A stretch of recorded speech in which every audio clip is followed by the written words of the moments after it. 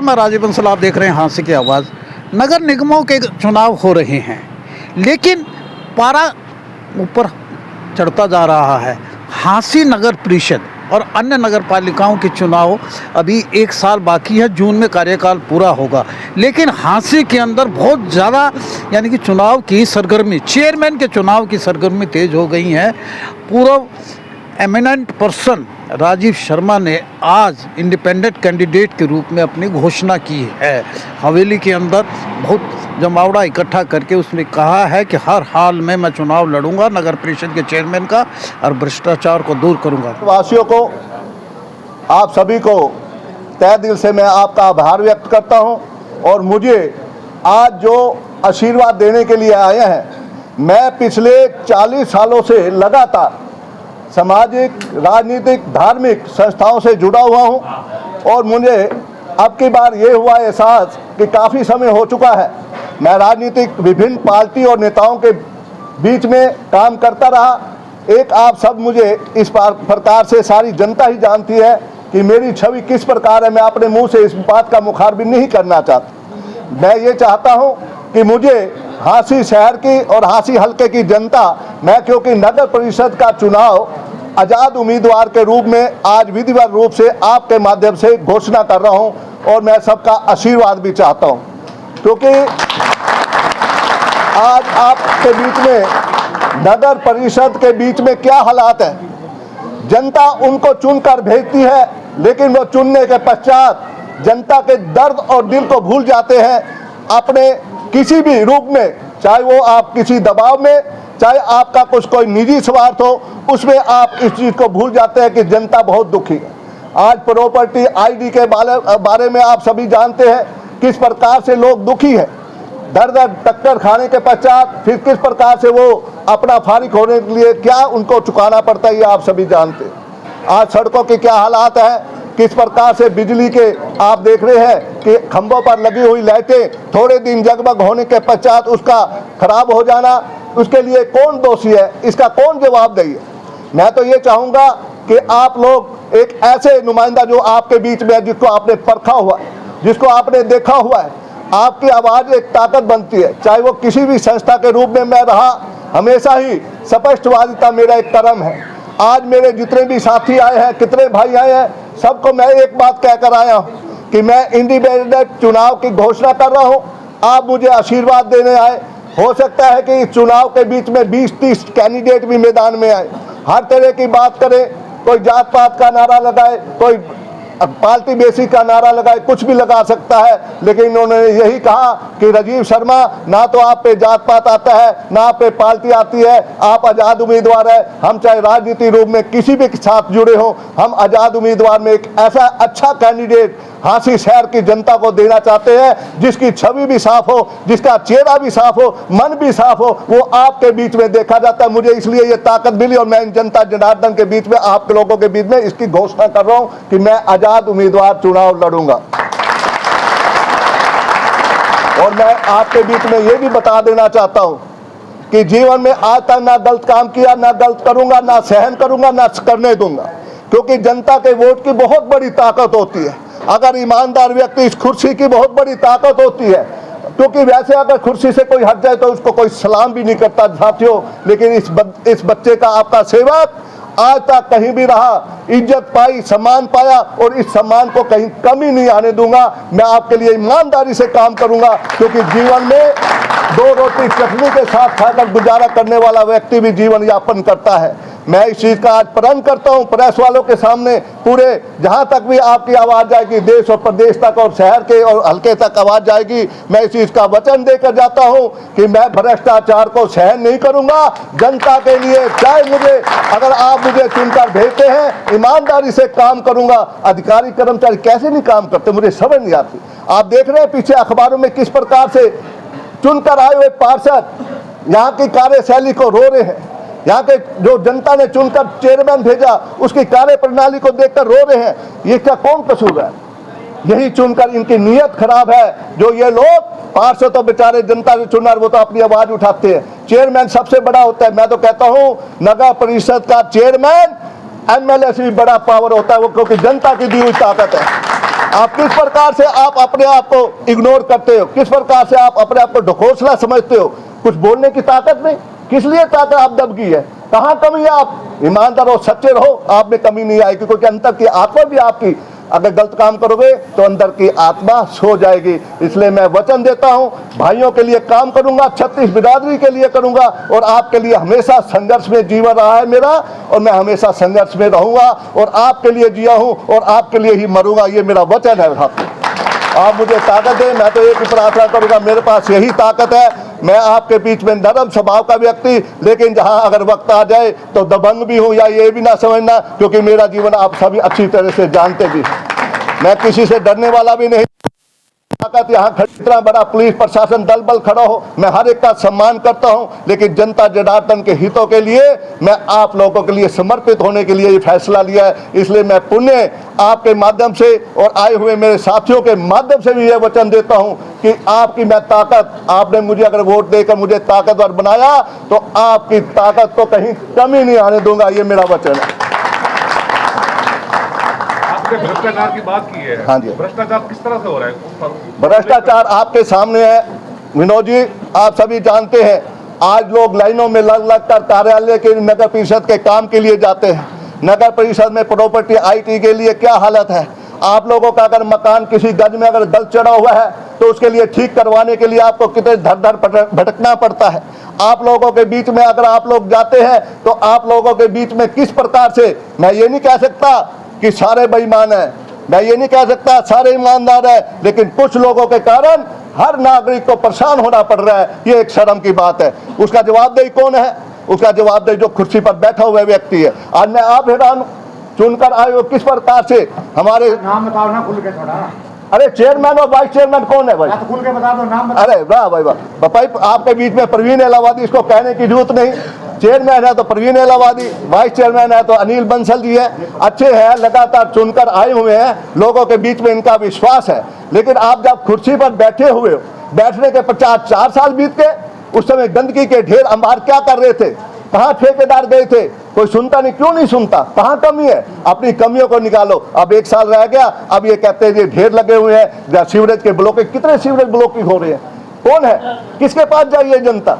जनता तो आप लोगों के पास आएगी, आप लोगों को इसका जवाब देना पड़ेगा। हालात ये हो चुके हैं कि साथियों, ना तो भाई जिसके पास है वो सुनता है, ना अंदर जो आए हुए क्यों है, ये चुने हुए सत्ता पक्ष के साथ जुड़े हुए साथी है।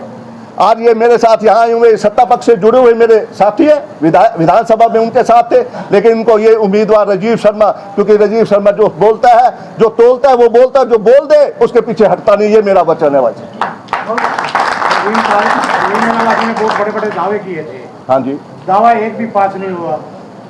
उसने कहा था कि फोन बाद में करोगे, पहले मैं काम करके आप ये करते। ऐसे है जीवन में, जिंदगी में उन्होंने क्या वायदे किए क्या नहीं है, ये तो जनता के बीच में अभी तक सिर्फ एक मजबूरी थी, कोई चेहरा नहीं था।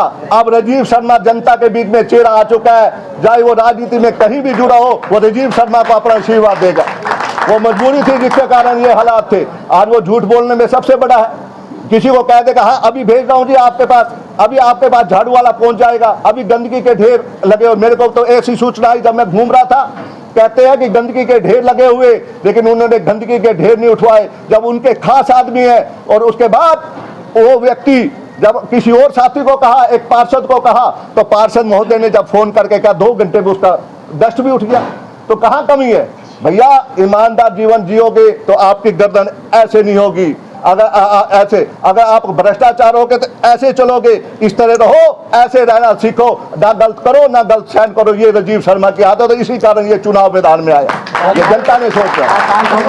हाँ जी, ठोक देगी, बिल्कुल ठोक बजा गए। राजीव शर्मा ने विधानसभा के पास सभी साथियों का कहा करता था कि मैं अब की बार आजाद उम्मीदवार बनूं। कहिए साथ। हाँ जी। विधायक जी ने चुनाव से पहले शहर में 1000 करोड़ रुपए लगाने का दावा किया था। हाँ जी। हालात कैसी, उसके बारे में क्या कहोगे? यही चीज है माननीय पत्रकार महोदय कि उन्होंने दावे, सरकार भी पैसा, नगर परिषद के पास भी बहुत पैसा है, क्योंकि आप लोग देख रहे हैं नगर परिषद अधिकारी कर्मचारी किस प्रकार से जगह जगह जाकर टैक्स भी इकट्ठे कर रहे हैं।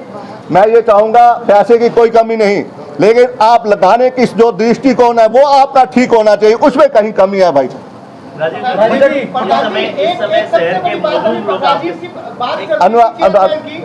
चेयरमैन की बात, उसका जो कैंपेन था वो आपने संभाला तो अब इतनी बगावत, इतनी खफा क्यों हुए चेयरमैन साहब? नहीं, आप भूल रहे हैं, मैं नहीं था उनके साथ, मैं मदन सेठी जी के साथ था। अच्छा। उस टाइम हाँ, मैं उस टाइम मैं भारतीय जनता पार्टी के उम्मीदवार के साथ। के बाद मान लीजिए आप सत्ता में आते जीतते हैं तो फिर सत्ता की गोद में बैठेंगे जैसे सामने वाले, तो क्या? ठीक है अनुराग जी, अगर आप लोग जनता जनार्दन का मुझे आशीर्वाद मिलता है, मुझे ताकत मिलती है, तो मेरी ये जनता जनार्दन इस बात का निर्णय लेगी।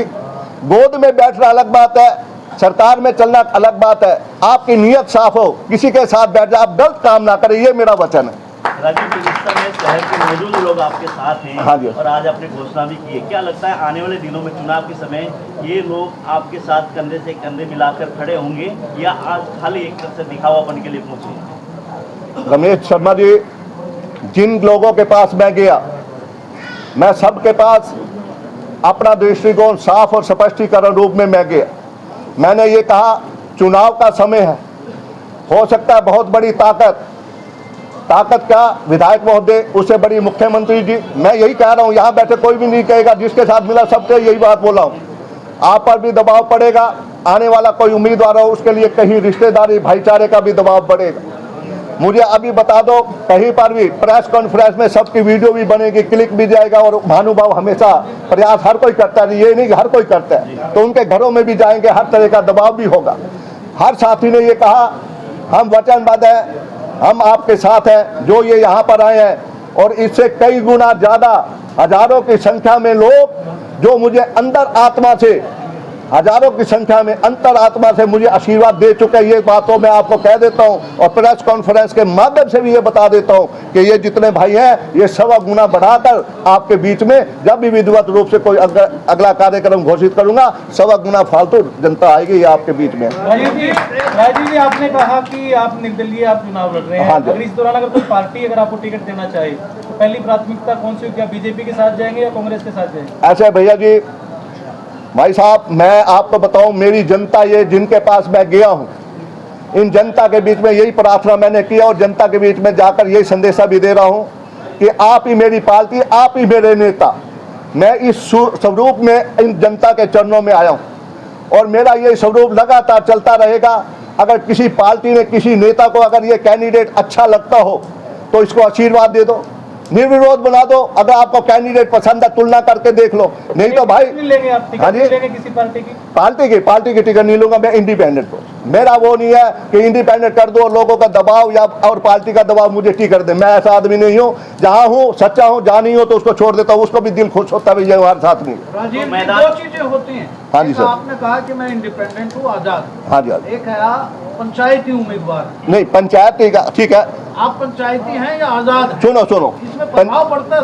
सुनो सर, मैं आपको बताता हूँ, मैं इंडिपेंडेंट घोषणा लोगों के बीच में जाकर करीब मैं कैंडिडेट के रूप में और प्रेस कॉन्फ्रेंस करके मैं घोषणा कर रहा हूँ। पंचायती उम्मीदवार वो होता है कि पंचायत इकट्ठी कर ले, उससे मैं निर्णय करो जी किसको खड़ा करना है, किसको खड़ा नहीं करना।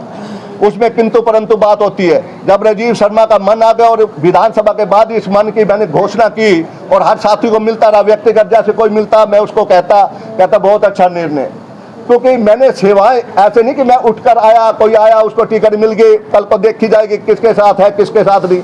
मैं एक सेवा करी है, ईमानदारी से सेवा की है। लोगों के बीच में जगह बनाने के लिए बहुत मेहनत करनी पड़ती है और ईमानदारी पारदर्शिता दिखानी पड़ती है, वो मैंने अपने जीवन में कहा। और मुझे परमपिता परमात्मा से और मेरे बुजुर्गों का जो आशीर्वाद है वो मुझे मिला हुआ, और सबसे बड़ा आशीर्वाद जो मेरे ये साथी, मेरे बुजुर्ग, मेरे भाई, मेरे माताएं बहनें यहाँ आई हुई हैं, उनका मुझे आशीर्वाद बराबर इस रूप में मिलेगा कि ये हकदार है, इस बेचारे को कभी कुछ नहीं मिला, इसको हम चेयरमैन बनाएंगे, ये लोगों का मन आ चुका। राजीव शर्मा जी, आपने ताल ठोकी आज चुनाव की। हाँ जी सर। आप चेयरमैन बनने की इच्छा रखते हो। हाँ जी। अगर जीतते हो तो आपका एजेंडा क्या है शहर के लिए, क्या कुछ आपने सोचा है? एजेंडा ये है कि सबसे पहले कुर्सी पर मुझे जनता जनार्दन बिठाएगी तो मैं ईमानदारी से जीवन जिया है और ईमानदारी से काम करूंगा। प्रॉपर्टी और आईडी टैक्सों की जो भरमार है, जो हालात पैदा कर रखे, भ्रष्टाचार की चरम सीमा है, उसको समाप्त करने का प्रयास करूंगा। क्योंकि आपके वोटों की दी हुई ताकत की कलम में इतनी बड़ी ताकत होती है, ये नहीं कि कुर्सी में बैठकर गुग्गू बन जाए। घुग्गू बनने का काम ना करो। आप अपने आप को भी धोखा दे रहे हो, आप जनता को भी धोखा दे रहे हो, आप सभी को धोखा दे रहे हो। आप कहाँ जा रहे हो देख रहे हैं ना आप। ये आज बैठे हुए चेयरमैन 3 बार चेयरमैन बन चुके, हाँ, जब नहीं हट जाएंगे तो क्या लिखते हैं अपनी मोटरसाइकिल के ऊपर कि पहले वाली गल नहीं। पहले वाली गल का मतलब मैं पहले वाली गल नहीं। तो अब सत्ता में बैठा है तो मैं तो इसको ये कहूँगा कि पहले वाली गल नहीं, और अब ये लिख दे हो मैनू वल नहीं, काम करता मैनू वल नहीं। पंजाबी में समझ गए होंगे आप। तो ये वल नहीं, उसको तरीका ही नहीं है किस चीज़ का। आप एक ऊंचे ओहदे पर चले जाओ तो आप उसकी गरिमा को आप दरकिनारे कर दो कि कहाँ कमी है, ये आप बताओ, उनसे पूछना। आपको जनता जनार्दन ने बनाया, आपने भाईचारे ने बनाया, आप कहाँ रखोगे? आपकी जो इच्छाएं हैं, जो जनता के काम की, उसको क्यों नहीं पूरी कर रहे? लेकिन यहाँ उसका जवाब तो वो देगा, लेकिन मैं कहता हूँ कि बिल्कुल गलत। आप उनकी लोकप्रियता पे प्रश्न चिन्ह लगा रहे हैं। कंसिस्टेंटली 3 बार बढ़ना कोई आसान बात है क्या? आपको राजीव जी मैं ये बता दूं, बनना ना बनना, बनने वाले तो 10-10 बार भी बन जाते हैं, बनने वाले तो 3-3 बार भी 4-4 बार भी बन जाते हैं। मगर आप लोगों के बनने के पश्चात लोगों के दिलों में कितने खरे उतरे हैं, ये देखने की बात है। आज आपके बीच में बने हुए हैं, आपके बीच में जनता का मन टो के देख लो।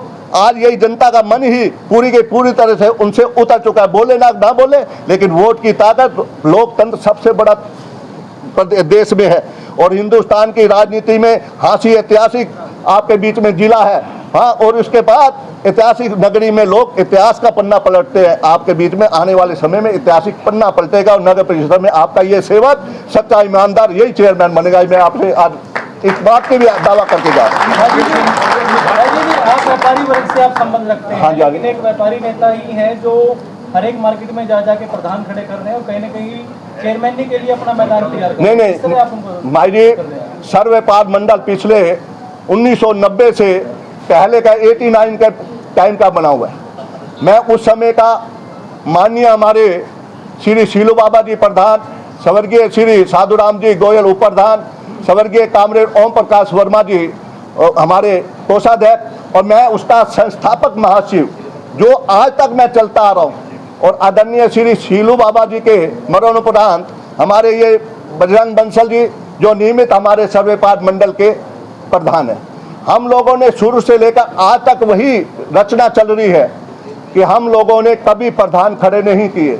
हम लोगों ने एक सर्व व्यापार मंडल का गठन किया और इसी सर्व व्यापार मंडल में जिसने अपना व्यापार मंडल अलग बनाया, उसने 2018 में जैन धर्मशाला में मीटिंग थी। वहाँ पर प्रधान जी की हमारी अध्यक्षता में मीटिंग हुई और वहाँ पे डिवाइड करने उनकी नीयत में क्या था वो मुझे नहीं पता, लेकिन उस टाइम मीटिंग में ऐसे कर रहे थे, अपने साथियों को कर रहे थे भाई खड़े हो जाओ। वहाँ उन्होंने डिवाइड का काम किया। डिवाइड का काम करने के पश्चात कितने टाइम तक वो कितने एक्टिव रहे नहीं रहे, लेकिन अब के बाद पिछले विधानसभा में उन्होंने माननीय श्री विनोद बिहाना जी का साथ दिया और हम लोग उनसे अपोज थे। तो कहने का भाव है उसके पश्चात इन्होंने ये सोचा कि ये सोच तो कुछ ऊपर चलती है, लेकिन झूठ नहीं बोलना चाहिए, सब चीज़ लोगों को दिखाई देता है। तो उस व्यक्ति ने जाके आशीर्वाद लिया, ठीक है भाई सरकार है, विधायक साहब है, उन्होंने आशीर्वाद दे दिया भाई मेरा इसने काम किया है, मेरी मदद पे मैं क्यों ना इस पर आशीर्वाद दे दूं। उस आशीर्वाद के तहत जो व्यापारी वर्ग है, व्यापार मंडल के जो साथी थे हमारे पदाधिकारी जो बने हुए थे, हमने किसी को नहीं बनाया था। हम सिर्फ कार्यकार नहीं बनाते थे, लोग अपने आप बनते थे, हम उनके साथ आशीर्वाद। और ना हमने, सुनो आप सब यहाँ बैठे हैं, चाहे उनके पुराने साथी भी होंगे, आप पूछ लेना उनके साथ जुड़े हुए ईमानदार से, वो भी बता देंगे। हम लोगों ने कहीं भी जाकर हमने माला नहीं डलवाई, हमें माला डालो। और वो व्यक्ति बनने के पश्चात क्या उसकी मंशा, क्या पता विधानसभा चुनाव लड़ना चाहे, क्या पता वो चेयरमैन ही लड़ना, क्या पता मुख्यमंत्री तक पहुंचे जाए, उनकी मंशा कुछ हो सकती है। उन्होंने जाकर ये कहते हैं कि मेरे को टोपी बनाओ, मेरे को माला पहनाओ भाई, क्योंकि मेरा तो विधायक साहब का लोग करते हुए चलो भाई उसका है, उसका प्रधान है, उसको हाथ। हमारे सर्व व्यापार मंडल में किसी का हाथ नहीं, हम सबके साझे हैं। राजीव जी, हाँ आप पीएम बिट्टू के एक्स मेंबर रह चुके हाँ जी हैं मैडम। लाल खट्टर के समय में। हाँ जी। नो डाउट सीआईडी रिपोर्ट के अनुसार आपको बहुत ईमानदार घोषित किया गया। हाँ जी। लेकिन एक बात मैं आपसे जानना चाहूंगी कि अगर बीजेपी की तरफ से या कांग्रेस की तरफ से आपको टिकट मिलती है तो क्या आप टिकट लेंगे, या फिर हांसी की जनता की मेंटालिटी ये हो गई है कि इंडिपेंडेंट कैंडिडेट को ही जिताना है, इस वजह से आप इंडिपेंडेंटली लड़ना चाहते हैं? मैडम जी, दो तरह की बातें होती हैं। राजीव शर्मा का जो ऐलान है वो एक समझ लो बिल्कुल पक्की है, और आप जो कह रहे हैं कि अगर वो टिकट देना चाहें, टिकट देने की बात नहीं, टिकट जब मैंने अपनी जनता को बना लिया कि ये मेरी टिकट और यही मेरे नेता, उसके पश्चात मेरे पास क्या रह गया, सबसे बड़ी तो ये है मेरी टिकट, और पार्टी भी ये है, टिकट भी ये है, मैं इनका सम्मान करता हूँ, सबसे बड़ा यही मेरी सबको, यही मुझे बना दे। किसी भी व्यक्ति से, किसी भी पार्टी के व्यक्ति को तोड़ना बहुत मुश्किल है। आपको पता है कि बीजेपी का दबदबा 2019 से लेकर अब तक है, क्योंकि विनोद ध्याना 2 बार के विधायक वहां से हाँ जी। तो ऐसे में क्या रणनीति आप बनाकर चल रहे हैं कि जिसकी वजह से लोग आपको एज ए चेयरमैन देखें भी सही और चेयरमैन की कुर्सी पर बिठाएं भी सही? उसके लिए ये है मैडम जी, मैं बिल्कुल मानता हूँ भारतीय जनता पार्टी की सरकार लगातार आ रही है, उनकी पॉलिसी भी अलग रूप की है, वो हम अच्छी तरह वाकिफ ही है, मैं 5 साल रह भी चुका हूँ पार्टी में। कहने का भाव है कि हर चीज़ को मैं जानता हूँ। मैं मैडम, आज मैं आप इस बात को मेरा एक साथी, बचपन का साथी बता भी रहा था, मैं 15 साल की उम्र में राजनीति का ये कागज और पन्नी लेके घूमने लग गया था, मेरे को बहुत शौक था। चौधरी हरि सिंह सैनी के टाइम भी मैं छोटा था, चौधरी बंसीलाल जी का MP के टाइम भी मैं बहुत छोटा था, उनके बस्ते लेकर घूमता था। मेरी हमेशा सेवा ईमानदारी और साफ सुथरी है। सबसे बड़ी मेरी अगर सफलता का कारण होगा मेरी स्पष्टवादिता, ईमानदारी, छवि, ये मेरे को सबसे आगे ले जाएगी। और फिर उसके बाद जनता ने ही निर्णय लेना, क्या कर बनाएगी तो जनता, मेरी पार्टी और हमारी कैंडिडेट जो है ना, सारे कुछ मेरी जनता है, मैं तो इनका चेहरा हूँ। ठीक है जी, एक मिनट के लिए, आपकी शहर के लिए मूलभूत सुविधाएं पहले क्या हो? मूलभूत ये होगी, ये नालियां जो भरी पड़ी हैं, सीवरेज जो भरे पड़े हैं, सफाई व्यवस्था का जो बुरा हाल है, उसको